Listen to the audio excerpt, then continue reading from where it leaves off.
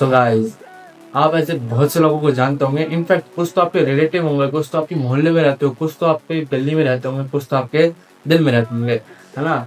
तो जो कि देखने में भी अच्छे होते हैं, जीनियस भी होते हैं, इंटेलिजेंट भी होते हैं, प्रॉब्लम यूं चुटकियों में सॉल्व कर लेते हैं। बट उनकी एक चीज के कारण वो हमेशा हर फील्ड में पीछे रह जाते हैं, इतने जीनियस होने के बावजूद भी। वो चीज है लो कॉन्फिडेंस। भाई लो कॉन्फिडेंस एक ऐसी चीज है कि जो सक्सेस की सीढ़ी में पहला कदम ही नहीं चढ़ने देती, वो वहीं की वहीं आपको नीचे गिरा देती है। और इतनी बुरी तरह नीचे गिराती है कि भाई आपको उठना मुश्किल हो जाता है। लेकिन आप उठ सकते हैं अगर आपने मेरी ये वाली वीडियो देखी हो। तो अगर आप मेरे को सब्सक्राइब करते हैं तो आप जरूर उठ सकते हैं, बिकॉज मैं आपको मोटिवेट करता रहता हूँ उठने के लिए। तो आज का टॉपिक यही है, कॉन्फिडेंस। तो इस वीडियो में मैं आपको बताऊंगा why is confidence is important, और अगर कॉन्फिडेंस इम्पोर्टेंट है तो उसको इंक्रीज कैसे करें, है ना। तो चलिए स्टार्ट करते हैं। तो भाइयों सबसे पहला क्वेश्चन यहाँ पे ये बनता है कि why is confidence is important. तो भाइयों देखो, कॉन्फिडेंस तो हर फील्ड में चाहिए होता है, चाहे आप क्रिकेटर हो, टीचर हो, कुछ भी हो, कॉन्फिडेंस तो चाहिए ही चाहिए, है ना। और वो भी ओवर कॉन्फिडेंस नहीं चाहिए, कॉन्फिडेंस चाहिए, है ना। एक एग्जांपल लेके समझते हैं। अगर आपकी क्लास के टीचर ने आपकी क्लास से एक सवाल पूछा है और उसका आंसर 4 से 5 बच्चों को आता है, बट आंसर किसने दिया? सिर्फ एक ने। किसने? जिसके पास कॉन्फिडेंस है। बाकी 3 से 4 बच्चे ऐसे ही बैठे रह जाते हैं। वो सोचते रहते हैं कि भाई मेरे को आता था तब भी मैं नहीं दे पा रहा हूँ। मजे की बात तो ये कि कई बार वो बच्चे भी खड़े हो जाते हैं जिनको आंसर तक नहीं आता, बस वो कॉन्फिडेंस के चक्कर में गलत सलत जैसा उनको आता वो आंसर दे देते हैं। तो इसको हम कॉन्फिडेंस नहीं कहेंगे, इसे हम ओवर कॉन्फिडेंस कहेंगे, जो कि कई बार आपको ही नुकसान पहुंचा देता है। तो there is a difference between over confidence and confidence. नहीं, टीचर की क्लास कोई नहीं चल रही है, टीचर का लेक्चर नहीं चल रहे, या मैं ही हूँ, मैं बस आपको डिफरेंस बता रहा हूँ। सबसे पहले ओवर कॉन्फिडेंस की बात करते हैं। अगर किसी एक से बोला जाए कि भाई क्या आप यहाँ पे स्विमिंग कर सकते हैं, पानी का भाव बहुत तेज है, और वो बंदा ढंग से नहाता भी नहीं है, उसे नहाना तो ढंग से नहीं आता, लेकिन वो बिल्कुल सीना चौड़ा करके बोल दे कि हाँ भाई मैं स्विम कर सकता हूँ इतने तेज भाव में, तो इसे कॉन्फिडेंस नहीं कहेंगे, इसे हम ओवर कॉन्फिडेंस कहेंगे। क्योंकि वो स्विम तो बाद में करेगा, वो पहले पानी के साथ बहा ही चला जाएगा, है ना। तो ये कई बार तो आपके लिए नुकसानदायक हो जाता है। तो ओवर कॉन्फिडेंस को मैं कहूँगा इग्नोर करें, जैसे उसने आपको कर दिया था। तो क्वेश्चन की तरफ चलते हैं कि why is confidence is important. देखो भाई, कॉन्फिडेंस तो हर फील्ड में चाहिए होता है। कॉन्फिडेंस की हेल्प से एक एवरेज मैन भी एक भीड़ में, एक भरी सभा में अलग से स्टैंडर्ड करने में हेल्प करता है ना। तो कॉन्फिडेंस का इंपॉर्टेंस तो आपको पता चल गया, वैसे वो बताने की जरूरत नहीं थी। बहुत से लोगों को तो कॉन्फिडेंस पहले ही पता है कि भाई वो क्यों जरूरी है, क्यों उसे इंक्रीज करना जरूरी है, कॉन्फिडेंस को, ओवर कॉन्फिडेंस को नहीं। तो भाई बात करते हैं कि कॉन्फिडेंस को इंक्रीज कैसे किया जाए। सिंपल है, बस आप कॉन्फिडेंस कोई रॉकेट साइंस नहीं, ये बस एक सिंपल चीज है जो कि आपको अलग से स्टैंडर्ड करने में हेल्प करता है। फर्स्ट मेथड ये है कि इम्प्रूव योर बॉडी लैंग्वेज। अगर मैं यूं झुक के चलूँ, आप ऐसे टेढ़ी मेढ़ी करूँ, मतलब आई कांटेक्ट ना करूँ, और मतलब झुक के चलूँ, गर्दन मोड़ लूँ, तो मैं खुद अंडर कॉन्फिडेंट लगूंगा। मतलब मैं ऐसे इंसान लगूंगा जिसमें कॉन्फिडेंस का सी भी नहीं है, हाँ। लेकिन वहीं कोई इंसान बिल्कुल सीधा हो, बिल्कुल उसका पोस्चर बिल्कुल परफेक्ट हो, सीधा हो, और वो फिट हो, तो वो बंदा आपको ज्यादा कॉन्फिडेंट लगेगा एज कम्पेयर टू उस झुके हुए इंसान से, है ना।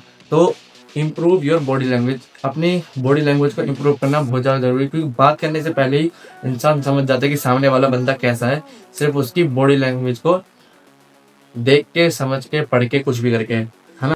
दूसरा पॉइंट यहाँ पे ये बनता है कि भाई start with small wins.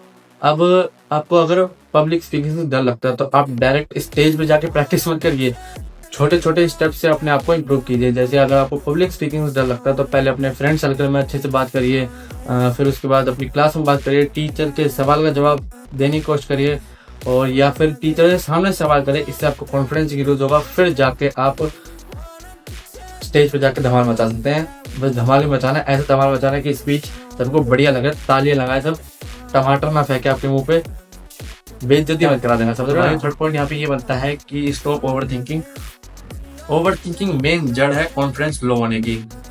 Over thinking कारण ही आप ये सोचते रहते हैं कि भाई मैं अगर मैंने ये कर दिया तो ये क्या कहेगा, अगर मैंने ये कर दिया तो ये क्या कहेगा। इन 4 लोगों के बीच अगर आप फंसे रह गए तो भाई आपके घर में 4 लोग रह रहे हैं ना, आप उनकी परवाह कभी नहीं कर पाओगे। क्योंकि अगर आप ये करोगे तो आप ग्रो हो जाओगे, लेकिन ग्रो होने से आपको कौन रोक रहे हैं? ये 4 लोग। So stop over thinking. ऐसा मत सोचे कि अगर मैंने स्टेज पे स्पीच दी तो अगर मेरे मुंह से कुछ गलत वर्ड निकल गया या कुछ गलत लाइन निकल गई तो लोग हंसेंगे, लोग मेरी बेइज्जती करते रहेंगे।